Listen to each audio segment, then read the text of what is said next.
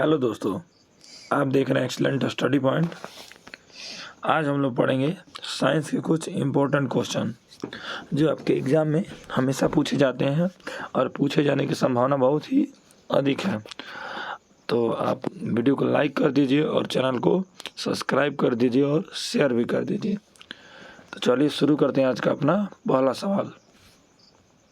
पहला सवाल हमारा, पायरीवेट के विखंडन से कार्बन डाइऑक्साइड जल तथा ऊर्जा देता है और यह क्रिया होती है। तो यह क्रिया कहाँ होती है?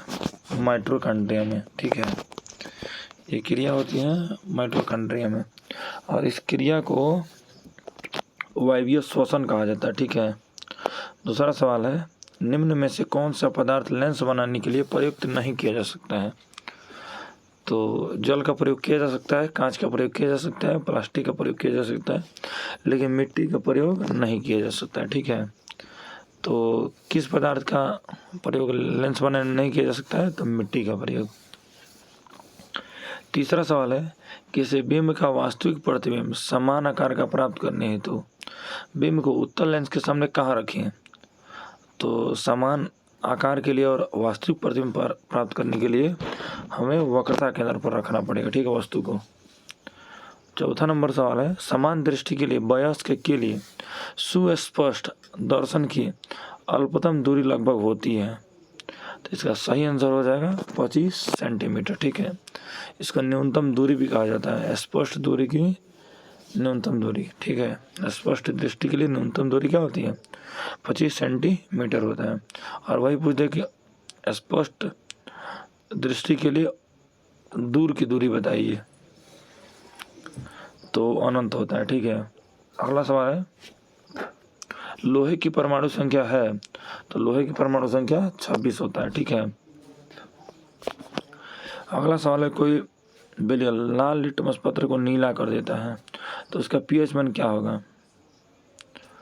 तो इसका पीएच मान होगा, लाल लिटमस पत्र को नीला कर देता है तो वो क्षार होगा।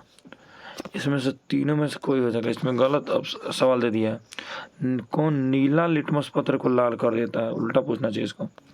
नीला लिटमस पत्र को जो लाल करेगा उसका आंसर 5 होगा। ठीक है, कोई विलन नीले लिटमस पत्र को लाल कर देता है उसका क्या होगा? 5 होगा।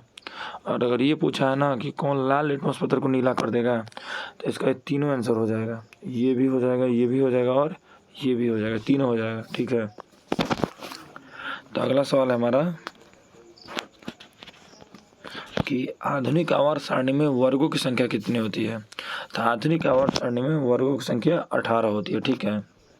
और ये भी पूछा जाता है कि आवर्तों की संख्या कितनी होती है? तो आवर्तों की संख्या 7 होती है।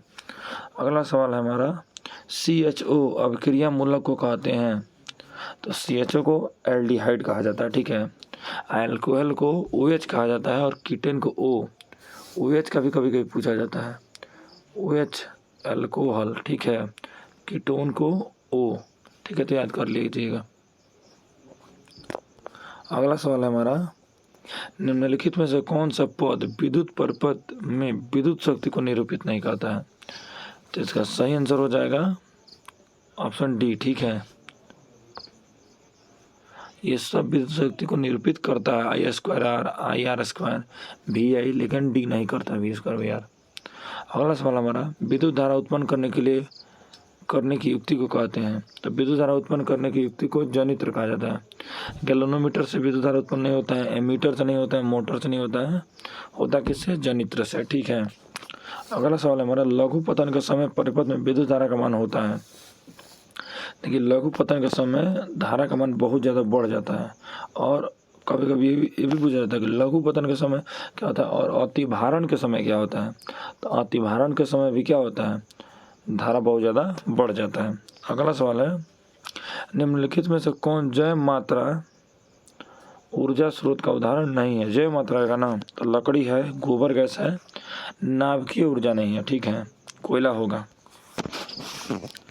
अगला सवाल हमारा कि कोई तत्व ऑक्सीजन के साथ अभिक्रिया कर उच्च गलनांक वाला यौगिक निर्मित करता है, तो यह यौगिक जल में विलय है, यह तत्व हो सकता है। तो इसका सही आंसर होगा कैल्शियम, क्योंकि कार्बन जल में नहीं घुलता है, बोला कि जल में विलय है। ठीक है, ऐसे सिलिकॉन भी नहीं घुलता है, ठीक है। Fe फेरस भी नहीं घुलता है, मतलब लोहा। घुलता कौन है? कैल्शियम। अगला सवाल है हमारा 14 नंबर। एथेन का आणविक सूत्र C2H6 में इसमें कितने बंधन है ये पता करना हमको। 6 सहसंयोजक बंधन है कि 7 सहसंयोजक बंधन है कि 8 है कि 9 है। देखिए तो C2H6 का बोला है ना, तो कैसे इसका लिखते हैं, C 2 लिख देंगे, 1H 2H 3H 4H 5H 6H। देखिए C एक बंधन से जुड़े हैं, एक बंधन ये हो गया, 2 3 4 5 6 7। देखिए 1 2 3 4 5 6 7, तो इसमें कितने बंधन है? 7 बंधन, ठीक है। अगला सवाल है ओजोन के अणु में ऑक्सीजन की परमाणु संख्या होती है, परमाणु की संख्या होती है, तो ओजोन का सूत्र क्या होता है? O3। तो ऑक्सीजन की कितनी संख्या? 3 है, मतलब इसका सही आंसर 3 हो जाएगा। 16 नंबर सवाल है मनुष्य में वृक्क एक तंत्र का भाग है, तो वृक्क का काम क्या करता है? उत्सर्जन में भाग लेना होता है, तो सीधे सीधा आंसर हो जाएगा इसका क्या? उत्सर्जन। 2 तंत्रिका कोशिकाओं के मध्य खाली स्थान को क्या कहा जाता है? तो 2 तंत्रिका कोशिकाओं के मध्य खाली स्थान को सिनेप्स कहते हैं। इसके एक और नाम से जानते हैं, सिनेटिक दरार। तो ये भी याद कर लीजिएगा, सिनेटिक दरार। अगला सवाल है परागकोश में होते हैं, तो परागकोश में परागकण होते हैं, ठीक है। अगला सवाल है विकासीय दृष्टिकोण से हमारी किससे अधिक समानता है? तो विकासीय दृष्टिकोण से ऑप्शन में दिया है क्या? चीन के विद्यार्थी, चिंपांजी, मकड़ी, जीवाणु। तो विकासीय दृष्टिकोण से सबसे ज़्यादा जो भी समानता है हमारी ना, चिंपांजी से। अगला सवाल हमारा मुकुलन द्वारा अलैंगिक जनन होता है, तो मुकुलन द्वारा अलैंगिक जनन अमीबा में नहीं होता है, अमीबा में विखंडन होता है, प्लेज्मोडियम में विखंडन होता है, ईस्ट में होता है, ठीक है। ईस्ट में क्या होता है? मुकुलन होता है, तो इसका सही आंसर हो जाएगा ईस्ट। तो चैनल को आप सब्सक्राइब कर दीजिए और वीडियो को लाइक कर दीजिए और शेयर भी कर दीजिए। चलिए मिलते हैं आप अगले वीडियो में। धन्यवाद।